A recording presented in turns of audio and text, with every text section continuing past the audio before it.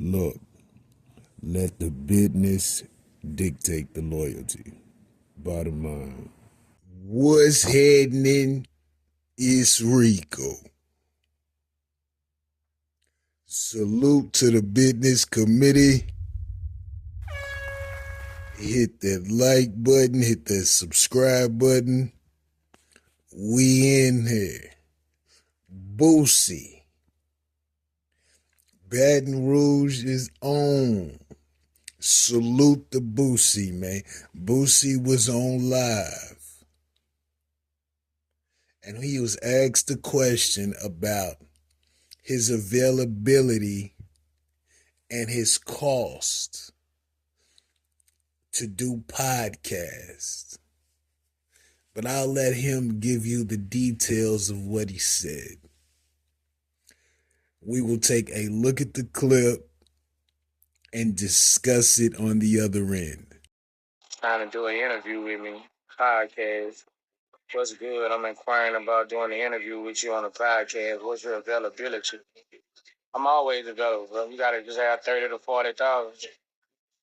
I don't do no interview unless you got 30 to 40, bro. Probably 40. How I'm feeling right now is 40. Boosie Boo. Damn. Boosie say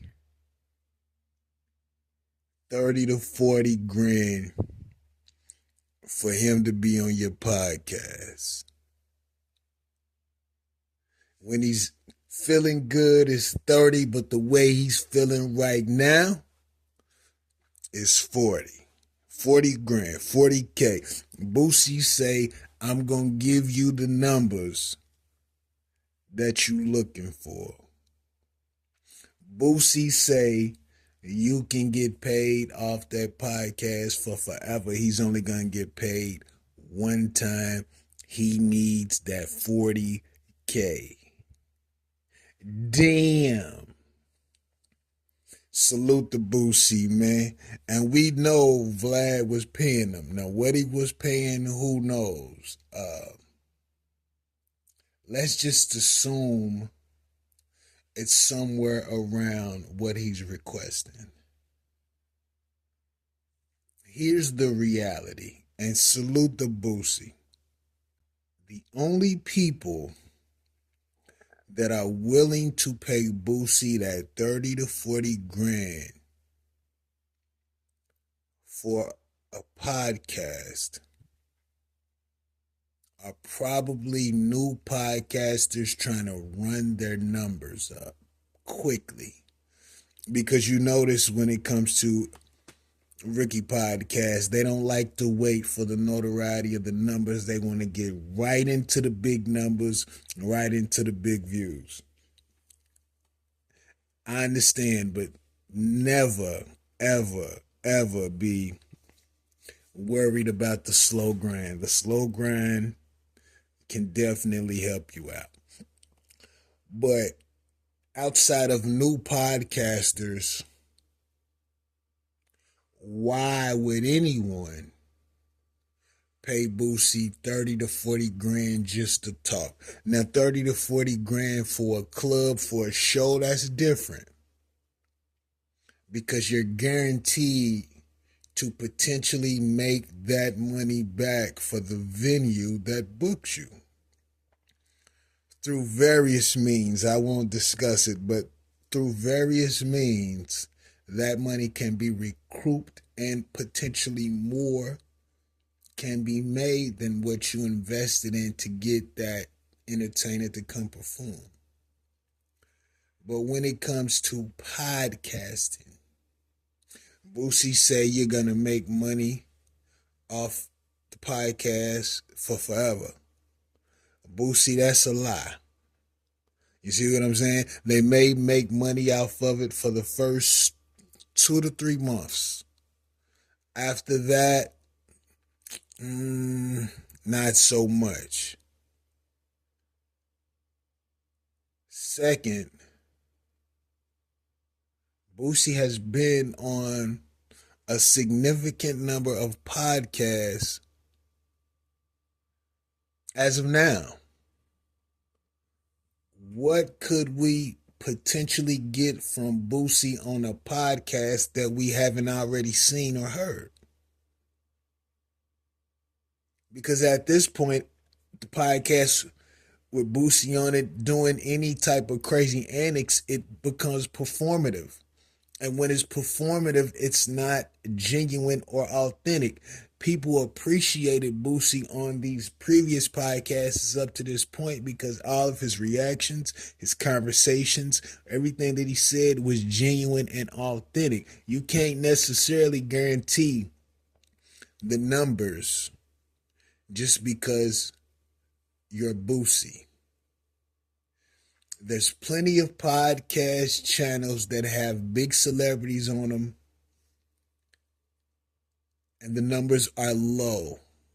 I'm sure they didn't even expect for those numbers to be as low as they are when you take into account the individual that they had on the podcast.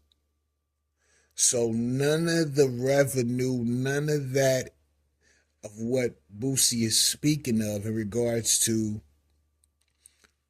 people making money off the podcast forever, he's going to give you the numbers that you want. None of that is guaranteed. And you have to understand, if you're doing a podcast on YouTube, YouTube is going to push through that algorithm what they want in the algorithm. I don't give a fuck if it's Boosie or Snoop Dogg, depending on the platform, the algorithm, YouTube, and what's going on at that particular time. You may not get the performance that you anticipated